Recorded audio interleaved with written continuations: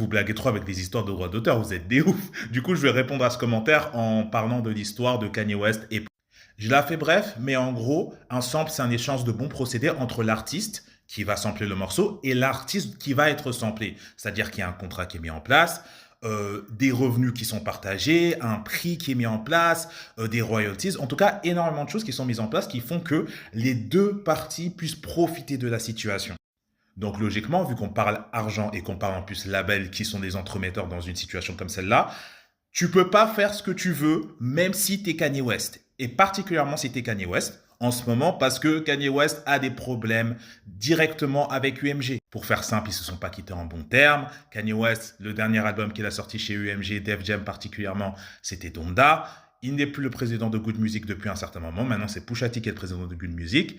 Et Kanye West ne veut rien avoir à faire avec UMG. Les histoires de samples, ça a retardé énormément d'albums. Kanye West n'a pas pu sortir le morceau Everybody with Some Backstreet Boys. À cause de problèmes de samples, ils ont dit non, il n'a pas sorti le morceau. Et il s'est retrouvé dans une situation avec un autre morceau dans son album Future, où il a sorti le morceau.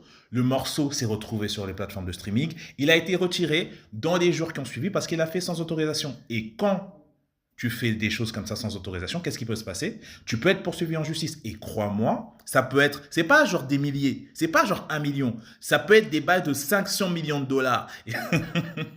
Et dans une situation comme Kanye West, il serait clairement en désavantage. Donc, c'est pas dans son intérêt de sortir un morceau si le sample n'a pas été clearé. Les artistes retardent énormément leurs albums parce que leurs samples sont pas clearés. Je suis sûr que Playboi Carti, son album, il est même pas sorti dehors parce qu'il y a beaucoup d'histoires de clearance de samples, enfin, entre guillemets, validation de samples. C'est quelque chose qui est très commun et les artistes prennent pas la peine d'aller outre ce processus pour pouvoir sortir un morceau, sauf dans des situations où, par exemple, un artiste va sampler un autre artiste qui est vraiment pas connu. C'est quelque chose qui reste toujours pas autorisé.